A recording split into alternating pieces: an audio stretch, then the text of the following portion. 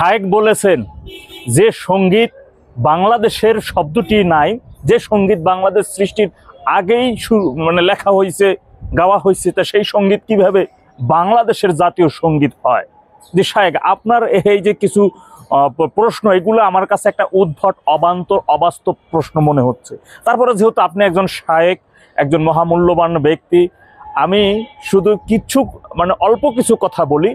এই সঙ্গীতের উপর ভিত্তি করে 1971 সালে লক্ষ লক্ষ মুক্তিকামী মুক্তিযোদ্ধারা জীবন প্রাণ উজাড় করে দিয়ে, সমস্ত মায়া ত্যাগ করে দিয়ে তারা এই সঙ্গীত গেয়ে কিন্তু সেদিন মুক্তিযুদ্ধের ময়দানে ঝাঁপিয়ে পড়েছিল দেশ রক্ষায়, মাটি রক্ষায়। তো শায়েক, আপনার তাহা নইলে তখন বয়স ছিল না বা আপনি তখন জন্ম হন, কিন্তু আপনার আব্বা যান কেন তখন নতুন বা বাংলাদেশ হবে তার পরবর্তী সময় তিনি কেন একখানে সঙ্গীত গান নাই, তিনি কেন একখানে সঙ্গীত লিখে যান নাই? আপনার আব্বা জানকে এই প্রশ্ন করাটা উচিত নয় কি? আপনার পূর্বপুরুষকে এই প্রশ্ন করাটা উচিত নয় কি? জাতির সামনে এমন খোলামেলা প্রশ্ন না করাটাই ভালো ছিল বলে আমি মনে করছি। আসলে সুশ্রুড়ে বা চুলকানিটা ওখানে না, যে সঙ্গীতে বাংলাদেশের নাম নাই, যে সঙ্গীত বাংলাদেশ সৃষ্টির আগে লেখা বা রচনা করা, সেই সঙ্গীত। সুশ্রুড়িটা ওখানে না, সুশ্রুড়িটা হচ্ছেন এই সঙ্গীতের লেখক রচয়িতা রবীন্দ্রনাথ ঠাকুর এখানে। এখন কথা হচ্ছে, অন্য ধর্মের মানুষ লিখে দেবে আমার দেশের জাতীয় সঙ্গীত, একটা ইসলামী দেশের বা একজন 97% মুসলিমের দেশে একজন হিন্দু মানুষ লিখছে জাতীয় সঙ্গীত, সেটা আমাদের গাইতে হবে? এটা কেমন অবান্তর! বা বা বা বা বা আসলে সুশ্রীটা এখানে।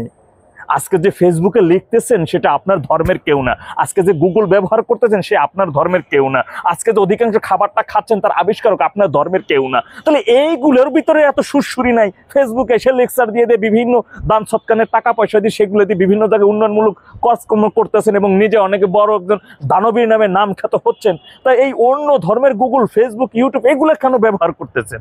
এগুলো থেকে নিজেকে বিরত রাখা উচিত নয় কি? এইগুলো দিয়ে যারা এই মোবাইলটা ব্যবহার করা, সেও তো অন্য ধর্মের, এগুলো থেকে নিজেকে বিরত রাখা উচিত নয় কি? না, এটা হচ্ছে আমার খোলা মনের কিছু প্রশ্ন আর কি, এগুলো থেকে উচিত কি না আর কি, সেই বিষয়টি আপনি যেমন প্রশ্নটা করেছেন।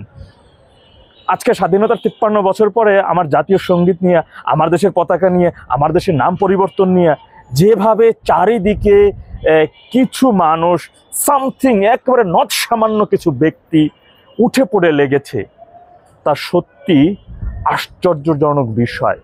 মিথ্যা বউয়ের কাছে মিথ্যা বলা এক প্রকারের জায়েজ আছে, সুখে ঘরে সংসারে শান্তির জন্য, কিন্তু যখন মানে মানে ভয়ঙ্কর রকমের মিথ্যা উক্তি, মিথ্যা বাণী, বিভ্রান্তিমূলক উদ্ভট কথা এগুলো শুনি না, তখন সত্যি কথা 10 মিনিটের জন্য আমি পাথরের মতো হয়ে যাই, আমি হাই করি। তিনি আমার অত্যন্ত প্রিয় একজন শায়েক, আমার পছন্দের একজন ব্যক্তি ছিলেন।